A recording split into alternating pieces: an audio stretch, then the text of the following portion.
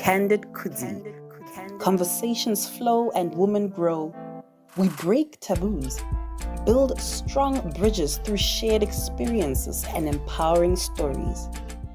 Welcome to Candid Kudzai. My name is Kudzai. Today we are talking about a lesson I learned from Femi. A lesson I learned from being married to Femi, actually. Let me put it that way. Marry a kind person. Marry your friend. We were more than a decade apart in age, but we could laugh. We could talk. And when I did wrong, or when he did wrong, we would never hold it against each other. I remember once he said to me, I think you're about the only wife that I know that would still cook for her husband even when she's angry at him. And then I would reply and say, but I love cooking. I can't give it up for your nonsense. But deep down, I always loved cooking for him because he always appreciated my cooking, number one. And number two, because I cared for him. And what's a fight compared to the bigger picture? Like, this is someone I chosen to spend the rest of my life with, of which he spent the rest of his life with me. But like I was saying, marry a kind person, marry someone who feels empathy for you when you're sick. I remember there were times I would be so tired. I wish I could just bring one of my kids on set. I would be so tired and I'd say, Femi, I'm feeling so tired. You'd say, oh, okay, go and sleep. And then while I'm trying to sleep, I would hear the kids coming to our room. And then he would say, go, Mama is sleeping.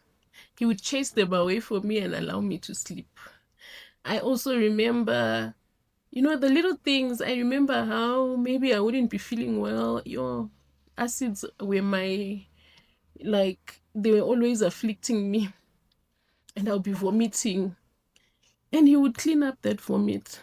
He would help me bath. He would wash everything. And I'll be like, Femi, are you not disgusted by all this? He'd say, but wouldn't you do the same for me? And I would laugh. But there was a time he got sick and I did the same for him. Why? Because he sowed that seed. And I remember when a friend of mine, their husband got sick and she did everything for him. I remember mentioning to Femi that it's only a good husband whose wife would stick by him through the lowest times. Because if you've been good to your wife, what reason does she have to not reciprocate? So I want to encourage us to be kind to each other. One of our friends, one of our family friends, a personal friend of the family, he's also a marriage counselor. One day we were talking about one married couple somewhere, and he was like, Minister K, so